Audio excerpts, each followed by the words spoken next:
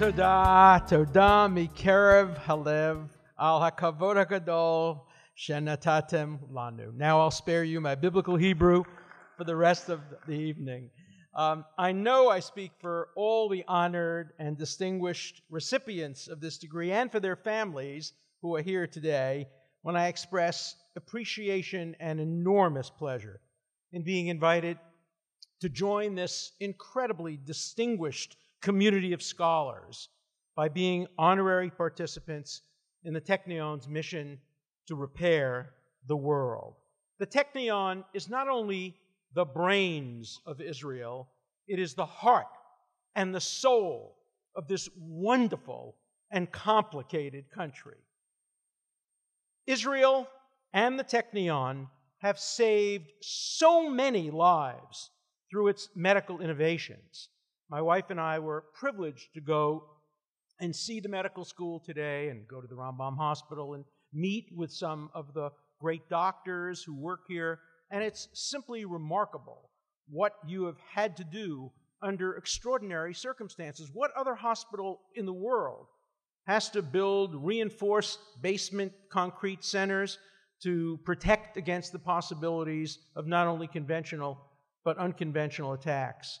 And yet, in the face of all of these difficulties, you have provided so much health benefit to the world at large. You have helped feed the world through agricultural innovations such as drip technology.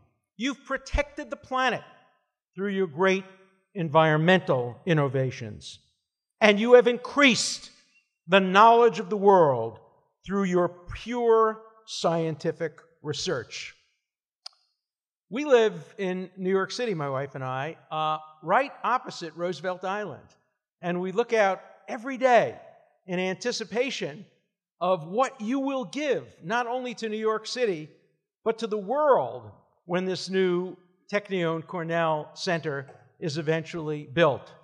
I hope to be there not only when the first building opens in 2017, but I'm working hard, working out, so I can be there when the school is completed in 2043 or whenever it's intended.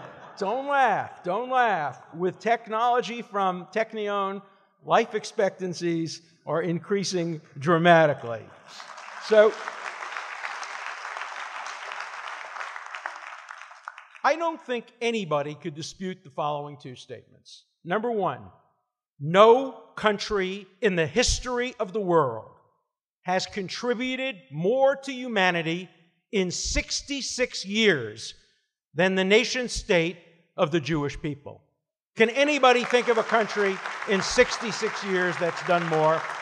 No. And no university in history has contributed more to humanity in less than a century than the Technion. Think about it.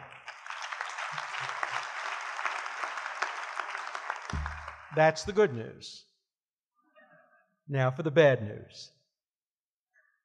Public opinion polls, particularly in Europe, show that Israel is regarded as among the worst countries in the world on many scales. For example, a BBC poll of 30,000 people from 25 countries asked the following question about every country in the world. Do you consider the influence of this country positive or negative? In last place, not surprising, was Iran. In next to last place was Pakistan.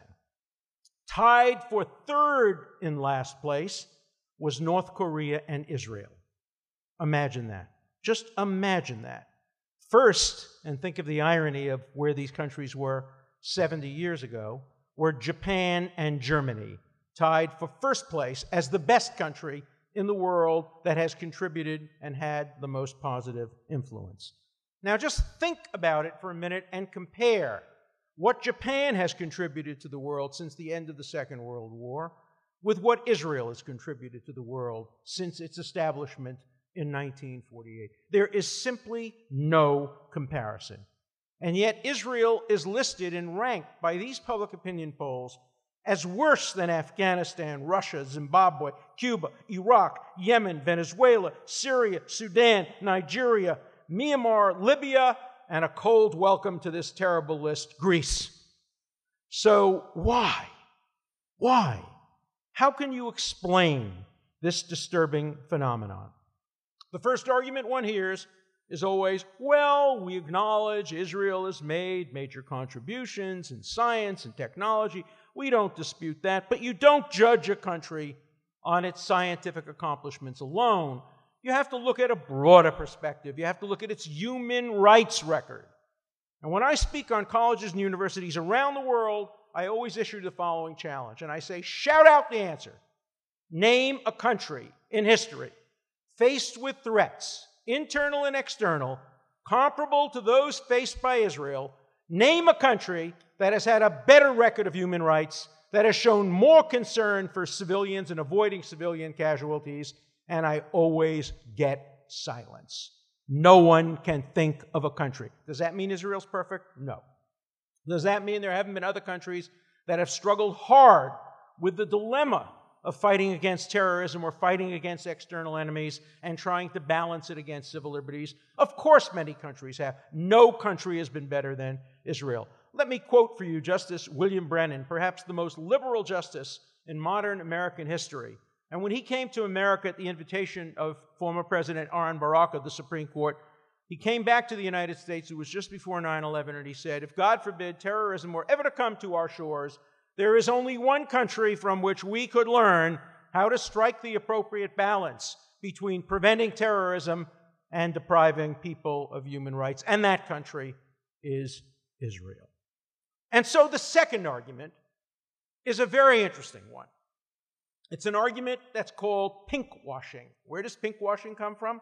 It comes from an op-ed in the New York Times in which a professor at one of the New York City colleges acknowledged, she was a gay, a lesbian woman, she was the head of a society association, she acknowledged that Israel was among the best countries in the world when it came to gay rights. My wife and I were just in Tel Aviv. We saw 100,000 people celebrating sexual diversity, and she acknowledged that certainly no country in this region is better, and there are very few in the world that have had a better record.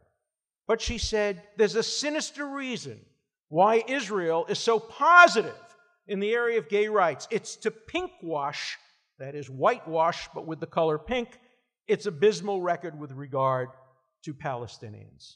And that article and that argument has caught on. And the pinkwashing argument has been extended also to scientific developments. Yes, to be sure, Israel has made scientific innovations and great scientific progress, and yes, it helps save the lives of people, but it's all part of a calculated plot to wash, to make sure the world doesn't focus on the darker side of Israel. And so all of Israel's scientific accomplishments are turned against it, the same way that all of Israel's moral accomplishments are turned against it by this argument. And what's the third argument? The third argument is an argument of moral equivalence. Oh, yes, Israel has had to deal with some of these problems, but, it's no better than its enemies. There is no real difference between kidnapping 3 young children and fighting against terrorism and accidentally, perhaps, killing somebody in the course of trying to stop a rocket that is hidden among civilian casualties. Ban Ki-moon made that argument just the other day when he condemned the kidnapping, but talked about it as part of a cycle of violence, as if it were parallel to other kinds of activities. Or the head of the Human Rights Watch couldn't bring himself to simply condemn the kidnapping. What he said is, despite the fact that these people attended an illegal yeshiva in an illegal settlement, there's still no justification for them being kidnapped. That's the best you can get out of Human Rights Watch. And at least as of this afternoon, the European community had not weighed in. When Israel issues a number of permits for buildings, nobody waits to condemn. It's there, it's on the front page, it's right out there. But when Israel suffers from terrorism, it's page 26 at the bottom of the page. And the Goldstone Report, of course, contributed to that. It created a sense of moral equivalence. It said, yeah, on the one hand, there are rockets. On the other hand, there's Israel's attack, without seeking to differentiate rockets, which are a double war crime. They are sent from civilian areas purposely. They are often from the backyards of schools or the backyards of hospitals, and they are directed at civilian targets, a double war crime, whereas what Israel does in prevention or in defense is to try as hard as it can to target only combatants. Of course, no one can be absolutely perfect in targeting combatants, especially when the combatants are hidden among civilians. And so people forget and talk about a moral equivalence. People talk about a moral equivalence in the peace process between Israel and the Palestinian Authority, forgetting that Israel offered a two-state solution in 1948 when it accepted the UN resolution and the Palestinian leadership rejected it. Again in 1967 when the leaders were waiting by the phone for a call from Jordan and Egypt. Again in 2000 and 2001 when the Clinton-Barack parameters were offered. Again when Ehud Olmert offered his very generous proposal. There is no moral equivalence when it comes to the peace process. Does that mean Israel can't do more? It can do more. Does that mean that none of us is entitled to be critical of particular Israeli policies? Of course we are. But we're talking about the need for nuance, the need for calibration, the need for, let me say it, science, the need to look at these things scientifically and to elevate truth. I guess it was Martin Buber who said truth is not what it used to be. And I think that's what's going on in the world today. When it comes to Israel, truth is not what it used to be. And then there's the fourth argument, the honest argument. The argument that goes something like this. Oh, we know that there's no moral equivalence, so we know that the Israelis are trying their best, but we expect more of the nation state of the Jewish people. We expect more. Now, that's a legitimate argument if you're an Israeli. If you're an Israeli, you can demand more of your country. As an American, I can demand more of my country. But a Presbyterian leader in Michigan cannot demand more of a state because it's the nation state of the Jewish people. The Vatican can't demand more. The European community can't demand more. What right do they have to impose a double standard? And let me tell you, even if you had imposed a double standard, Israel would do quite well if there were an honest assessment of the complexities that are faced by a nation surrounded by hostile enemies, with some even within its borders. Now, at least this argument acknowledges the fact that Israel is judged by a double standard because it is the nation state of the Jewish people. Israel is today the Jew among nations. Let there be no doubt about that. You cannot understand the passion, the hatred. A friend of mine called it eroticized hatred. You cannot understand unless you try to stand up and make a talk on Israel, a balanced talk, a talk that favors the two-state solution, a talk that's critical of the settlements, and you see the hatred. You see people shouting in the audience, Dershowitz, Goebbels, it's just the same. The only difference is the name. The hatred, the passion, the feelings, they're irrational. And the irrationality doesn't grow only out of Israel's policies. Now, let me be very clear. I'm not suggesting that criticism of Israel is anti-Semitic. Believe me, it's not. If it were, mere criticism of Israeli policies anti-Semitic, the largest concentration of anti-Semites in the world would be in Tel Aviv. It's fair, it's right. When you love a country, you criticize it. But the level of criticism, the degree of criticism, the demonization, the delegitimation is just not explainable on rational or scientific terms or terms of truth. You cannot understand it unless you understand that Israel is the Jew among nations. Can you imagine another country in a comparable situation, and there have been others around the world, which maybe extends its occupation too long, maybe been settlements that shouldn't be built? You can take all of those arguments and accept them. Can anybody imagine that level of hatred listing Israel where it's listed in those polls, it is not a rational decision. And it cannot be defeated by purely rational acts. And that's why I think it's absolutely important to separate the issue of what Israel does from the issues of how people respond to what Israel does. How should Israel fight BDS, which is itself a symptom of this double standard, a symptom of this hatred? And it's a symptom that's having a big effect because it's impacting on young students in Europe, certainly young students in the United States as well.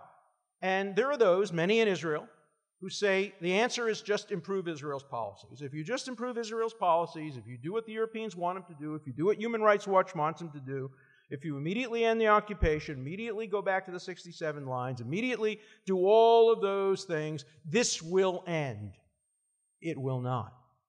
The bad news is, even if Israel were to do everything the international community and the hard left and many in Israel demand of it, even if they were to do everything correct, much of the demonization, not all, but much, would remain. Remember, the DBS movement, although it claims to be focused on the territories, claims to be focused on the occupation, is led by people who say that the occupation extends to Haifa and to Tel Aviv, and Palestine will be free from the river to the sea. They seek a one-state solution. That's the goal of BDS. And if Israel were to do everything the BDS people claim they want, that would diminish the impact of BDS, but it wouldn't reduce it. It would diminish the impact of demonization and delegitimation, but it wouldn't eliminate it. That's the bad news. The good news is that Israel will continue to do what is in Israel's best interest and what its values as a nation demand of it. It should not be putting its fingers to the wind and asking how the pollsters will react. It should be doing the right thing. It should be doing it in response to Israel's democratic and value orientation. It should do the right thing. And if you think the right thing is whatever you think it is, argue for it. Push for it. Vote for it. Do everything in your power, but don't demonize Israel if you disagree with its policy judgments. You can demonize particular politicians, but the idea of delegitimating Israel because of disagreements over policy, it's the only country where The Guardian would have an editorial saying we disagree with Israel's policies in building a wall, and that raises doubts about Israel's right to exist as the nation state of the Jewish people. What other country does criticism translate into delegitimation so quickly? And so we must fight BDS. We must fight the trends that are now moving in the wrong direction. We must fight against BDS independently of doing the right thing for the nation state of Israel. And how to fight DBS? Well, there's one very good way of doing it, and that is making it impossible for the world to do without Israeli scholars, Israeli artists, Israeli scientists, and other innovators. The best answer to DBS is for Israel to be so important and to contribute so much to the international community, to its welfare, that the world cannot do without the products that are made and created and innovated in Israel. The best defense against BDS is Technion. The Technion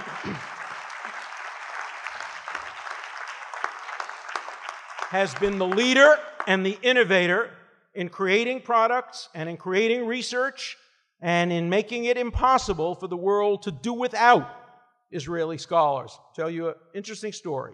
A few years ago, there was an effort to create a boycott of Israeli academics. And at that point, just two of us, Professor Steve Weinberg, who won the Nobel Prize, who's a professor at the University of Texas, and I decided to write a little letter just saying, if you boycott Israeli academics, we want you to know that we regard ourselves as Israeli academics for purposes of any boycott. Both of us had degrees from Israeli universities. We thought we'd get maybe a few dozen people to sign on. We got 11,000 academics from around the world to join this campaign. And the effect was, if you boycott a single Israeli academic, you will be boycotted by 11,000 academics, and you will not be able to withstand that boycott. Now, that's the hard boycott. There is in existence also the soft boycott. Universities not boycotting, nothing official, just rejecting papers done by Israelis, just accepting only papers that are done by Israelis if their politics are anti-Israel. It's a soft form of academic boycott, and it's much, much harder to fight. But again, the way to fight it is to just be better, to just improve and increase the quality of the scholarship, the quality of the innovation. Will it work completely? No, but it will contribute immeasurably toward Israel's success. And it will mean that Israel is doing the right thing. Israel must, first and foremost, defend its people. And the Technion must continue to do that work. My wife and I recently just went and visited the tunnels in Gaza, the very tunnels that were used to capture a previous Israeli person who was held for a long time. And what are these tunnels? They're not tunnels for smuggling goods. They are terrorist tunnels. They have one purpose. They dig under the ground. The one we just saw landed in front of a kindergarten with 50 or so children, and the goal of the people who dug the tunnel was to kill or kidnap as many kindergarten children as possible. Now, the people who are in charge of finding these tunnels have found it to be somewhat, the world is a challenge. It is a scientific challenge to find these tunnels when they're in the process of being built. And of course, the Technion is actively involved today in doing that. And it should be actively involved. That's good science, that's just application of science, that's good morality, and that's good human rights. Now, I was asked to speak on behalf of the honorees in accepting this. I don't expect that all the honorees will agree with everything I have said, but I'm sure we will all agree that we are proud to be part of the Technion family, and that we are confident that this great institution of learning, research, and innovation will continue to go forward from strength to strength. Thank you all.